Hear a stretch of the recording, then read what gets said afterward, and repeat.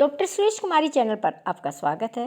अगर आपको राजनीति में और सामाजिक मुद्दों पर इंटरेस्ट है तो इस ऑडियो आर्टिकल को आप पूरा सुनिएगा, क्योंकि जो हमारे समाज में कुछ घटित हो रहा है या राजनीति में जो गलत घटित हो रहा है उस पर हम किसी न किसी तरह चर्चा करते हैं।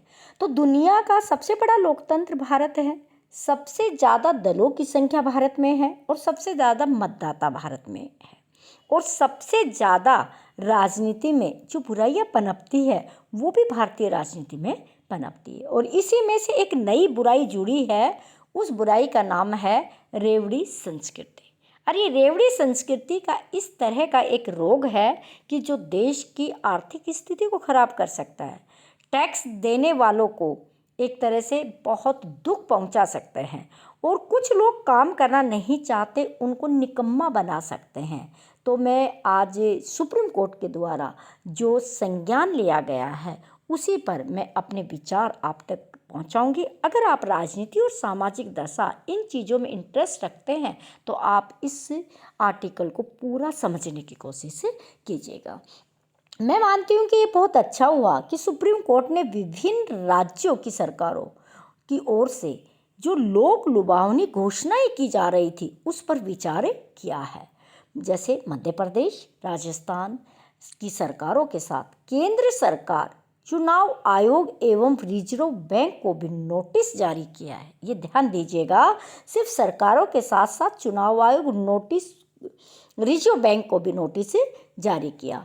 मध्य प्रदेश और राजस्थान सरकारों को नोटिस जारी करने का कारण ये है कि चुनाव करीब आते देख इन राज्यों की सरकारें लोक लुभावनी घोषणाएं करने में लगी हुई है।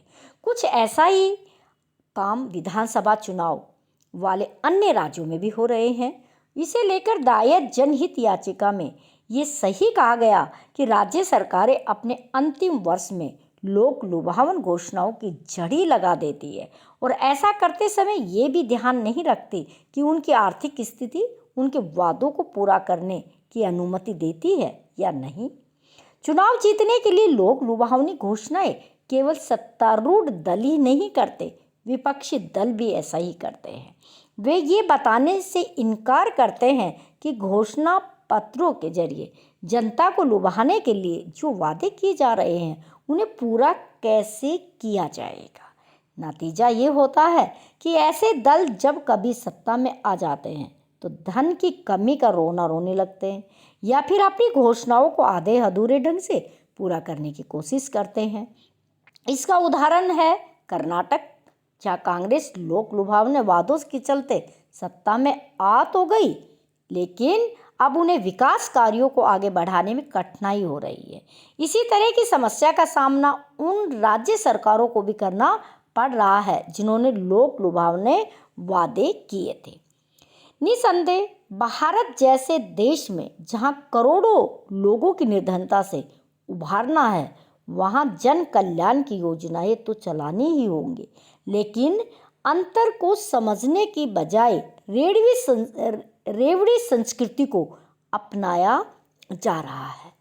जन कल्याण के काम करने की रेवड़ियां बांटने तो ठीक है, लेकिन उसके अंतर को हमें समझना होगा। जब एक दल ऐसा करता है तो दूसरा भी ऐसा ही कुछ करने का विवश हो जाता है। अब तो आर्थिक नियमों की अनदेखी करके लोक लुभावन वादे किए जा रहे हैं।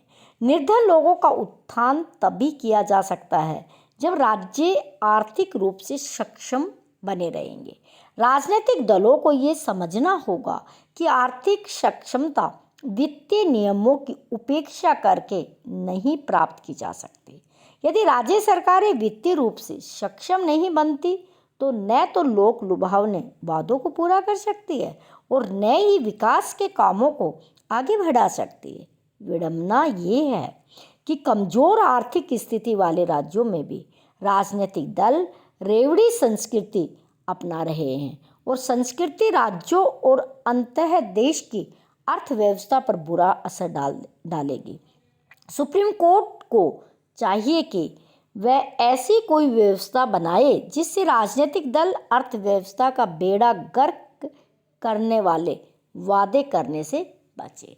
ये सुप्रीम कोर्ट का जो संज्ञान लिया गया है काबिले तारीफ है, क्योंकि जब तक राजनीतिक दलों पर नकेल चुनाव आयोग भी नहीं कसेगा और बैंक जो है वो अपनी व्यवस्था को अपने तरीके से सुव्यवस्थित करेगा, तो जाके सुप्रीम कोर्ट का जो संज्ञान लिया गया है उसको पूरा किया जा सकता है। और ये बहुत ज़रूरी है, नहीं तो देश की आर्थिक अर्थव्यवस्था छिन्न भिन्न हो सकती है।